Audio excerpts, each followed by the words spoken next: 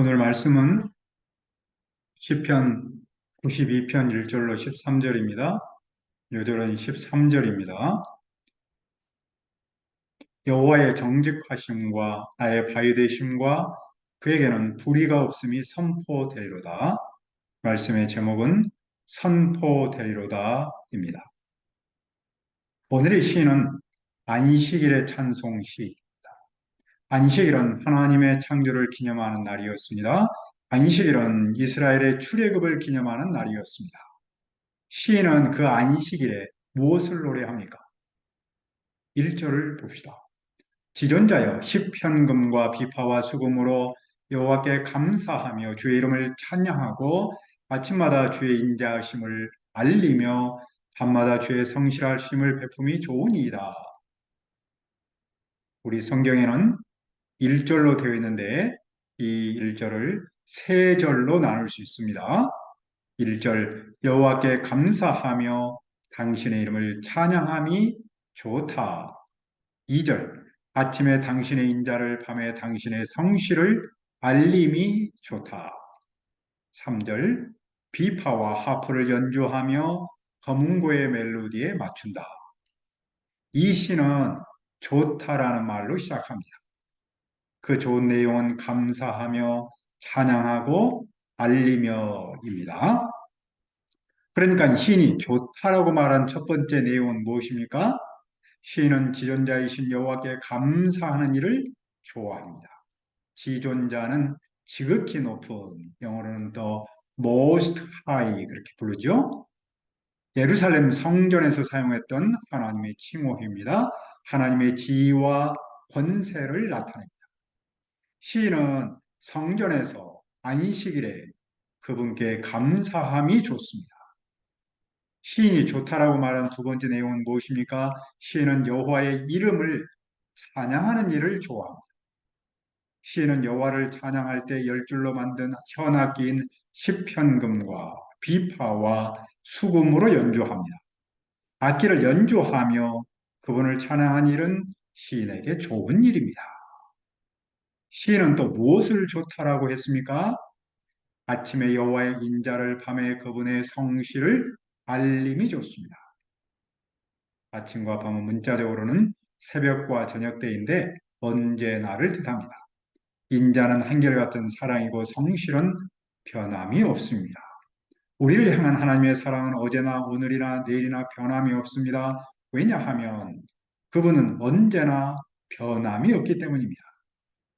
그분은 어제나 우리나 영원토록 한결같습니다. 시인은 그런 그분을 언제나 알리는 일을 좋아합니다. 여기서 알린다라는 말은 자기가 경험한 일을 다른 사람과 나누는 것을 뜻합니다. 시인은 자기가 경험한 하나님의 한결같은 사랑을 다른 사람과 나누는 일을 좋아합니다. 그는 자기가 만난 그분의 사랑을 잊지 않고 계속해서 나누기 좋아합니다. 시인은 지존자 여호와께 감사하기 좋아합니다. 그는 현악기로 주님의 이름을 찬양하기 좋아합니다. 그리고 그는 주님의 인자와 성실을 언제나 알리기 좋아합니다. 시인이 이렇게 좋아하는 이유는 무엇입니까? 2절을 보십시오.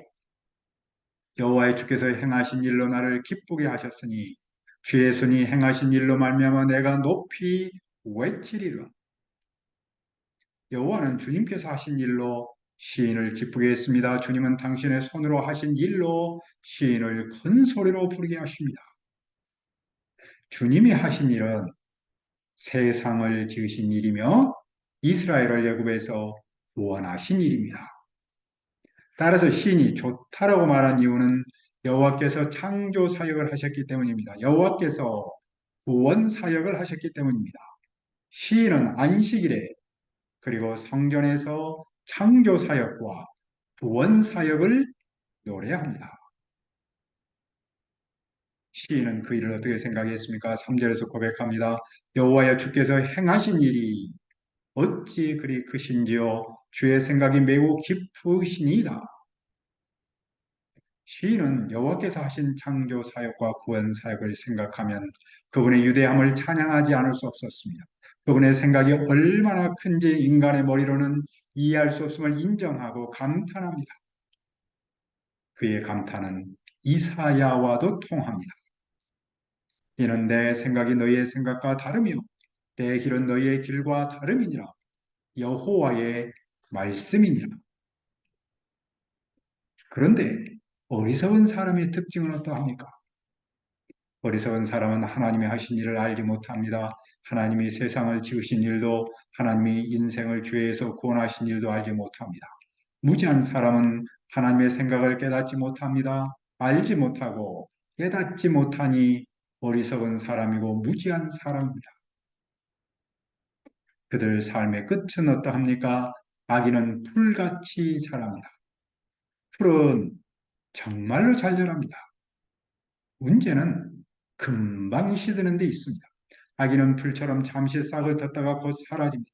그들은 흥왕할지라도 영원히 멸망합니다. 왜냐하면 여호와께서 심판하시기 때문입니다. 따라서 여호와 없는 흥왕은 한자말로 임무 11호 또는 화무 11호와 같습니다. 임무 11호는 이는 사람 인자고 무는 없다는 뜻이고 10일은 10일이고 호는 좋다는 뜻입니다. 그러니까 10일 동안 계속 좋은 일만 겪는 사람은 없다라는 뜻입니다. 화무 11호는 10일 동안 붉게 피는 곳은 없다라는 뜻입니다. 세상에서 하나님 없이 사는 사람의 태생적 한계를 말하고 있죠. 그러면 여호와는 어떤 분입니까? 여호와 주님은 영원토록 지존하십니다. 악인은 흥왕할지라도 곧 망합니다. 하지만 여호와는 영원히 높이 계십니다. 여호와는 영원히 세상을 통치하십니다. 하지만 주님의 원수들은 기필코 멸망합니다. 사간 자들은 모두 먼지처럼 죽정이처럼 흩어집니다. 그러나 여호와께서 시인을 어떻게 하십니까? 8절을 봅시다. 그러나 주께서 내 뿔을 들소의 뿔같이 높이셨으며 내게 신선한 기름을 부으셨나이다. 주님께서 시인의 뿔을 들소의 뿔처럼 들어 올리셨습니다.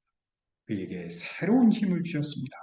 그리고 신선한 기름을 부으셨습니다. 기름은 올리브 기름인데 부으셨다는 말은 선택하셨다는 뜻입니다. 뿔과 기름은 왕의 표상입니다. 하나님은 시인을 왕으로 높이셨고 왕으로 선택하셨습니다. 그래야 시인은 원수들이 멸망하는 모습을 눈으로 직접 봅니다. 시인은 원수들이 멸망하는 소식을 귀로 직접 듣습니다. 의인의 삶은 어떠합니까? 10절을 봅시다. 의인은 종려나무같이 번성하며 레바논의 백향목같이 성장하리로다. 종려나무는 보통 대추야자라고 부르는데 히브리 말로는 타마르입니다. 사실 종려나무 대추야자는 그냥 우리말로 이렇게 번역한 것이지 그 실제적인 나무와는 다르다고 해요. 그래서 타마르라고 부릅니다. 타마르라는 번성한다는 뜻이에요. 아기는 풀과 같은데 의인은 푸르고 장대한 타마르처럼 번성, 또 하얀 향나무처럼 자라. 풀은 금방 자라지만 금방 시든 것이 문제죠. 하지만 타마르와 하얀 향나무는 서서히 자라지만 오랫동안 크면서 좋은 열매를 맺습니다. 의인은 왜 이렇게 열매를 맺습니까? 11절을 읽읍시다. 이는 여호와의 집에 심겼으며 우리 하나님의 뜰 안에서 번성하리로다. 의인은 여호와의 집에서 심어져 하나님의 뜻 안에서 번성하는 나무와 같습니다. 의인이 번성하며 열매를 맺는 이유는 하나님의 집에서 하나님의 보호를 받으며 자라기 때문입니다. 하나님의 보호를 받으며 자라면 번성할 수밖에 없습니다. 왜냐하면 그 의인은 마치 시냇가에 심은 나무와 같기 때문입니다. 시편 1절, 1편 3절이 기억나죠? 그는 시냇가에 심은 나무가 저를 따라 열매를 맺으며 그 잎사귀가 마르지 아니함 같으니 그가 하는 모든 일이 다 형통하리로다. 그러므로 의인은 늙어도 어떠합니까? 12절로 말씀합니다. 그는 늙어도 여전히 결실하며 진액이 풍족하고 빛이 청청하니 늙어도는 하얗게 센 머리털입니다. 의인은 하얗게 센 머리털일지라도 열매를 맺습니다. 진액이 풍족하고는 살찐이라는 뜻이고 빛이 청청하니는 싱싱하니라는 뜻입니다. 의인은 늙어도 젊은 사람처럼 살이 탱탱하고 싱싱합니다. 여기서 우리는 무엇을 배웁니까? 열매 맺는 비결을 배웁니다. 하나님 없이 사는 사람은 자기 스스로 열매를 맺을 수 있다고 생각합니다. 실제 삶에서 열매를 나름 맺기도 하지만 본질에서 보면 그 열매는 화무시비롱에 불과합니다. 늙어도 맺는 열매는 오직 하나님의 뜰 안에서만 맺습니다. 누구든지 하나님의 말씀대로 살면 늙어서도 열매를 맺습니다. 그분 안에서 살면 삶의 과정에서 어려움을 겪을 수 있습니다. 하지만 결국에는 하얗게 센 머리털일지라도 열매를 맺습니다. 옛적의 이스라엘은 하나님을 떠나서 자기 생각대로 살았습니다. 하나님의 집이 아닌 세상 집에 뿌리를 내렸습니다. 그들은 그렇게 살면 번성할 줄 알았습니다. 하지만 그들은 무너졌습니다. 예수님은 제자들에게 말씀하셨습니다. 내 안에 거하라. 나도 너희 안에 거하리라. 가지가 포도나무에 붙어 있지 아니하면 스스로 열매를 맺을 수 없음 같이 너희도 내 안에 있지 아니하면 그러하리라. 나는 포도나무에 너희는 가지라. 그가 내 안에 내가 그 안에 거하면 사람이 열매를 많이 맺나니 나를 떠나서는 너희가 아무것도 할 수 없습니다. 주님께 뿌리를 내리는 삶, 주님의 집에 뿌리를 내리는 삶을 살 때 번성합니다. 열매 맺는 삶, 행복한 삶을 삽니다. 하나님께서 의인을 번성하도록 하신 목적은 무엇입니까? 13절을 읽읍시다. 여호와의 정직하심과 나의 바위 되심과 그에게는 불의가 없음이 선포되리로다. 정직하심은 올바른입니다. 여호와는 올바르십니다. 여호와는 시인의 바위이십니다. 사람은 상황에 따라 흔들립니다. 하지만 여호와는 흔들림 없는 든든한 보호입니다. 그리고 그분 안에는 불의가 없습니다. 그분은 정직하기 때문입니다. 하나님께서 의인을 번성하게 하신 목적은 여호와의 정직과 바위되심과 불의 없음이 선포되도록 하심이었습니다. 선포된다라는 말은 1절에 알린다라는 말과 같습니다. 이 말은 자기 경험과 내용을 다른 사람과 나눈다라는 뜻이라고 했죠. 의인이 번성한 데는 여호와를 다른 사람에게 알려서 나누는 데 그 목적이 있습니다. 우리는 무엇을 배웁니까? 열매 맺는 목적입니다. 많은 사람이 열매를 맺으려고 예수 안에서 삽니다. 그리고 열매를 맺습니다. 그런데 그 목적대로 사는 사람은 많지 않습니다. 그 목적을 잊어버리기 때문입니다. 자기가 잘나서 좋은 열매를 맺은 줄 착각하기 때문입니다. 그러면 나의 본성을 통해서 여호와의 정직과 바위 되심과 불의 없음이 선포되지 않고 오히려 내가 선포됩니다.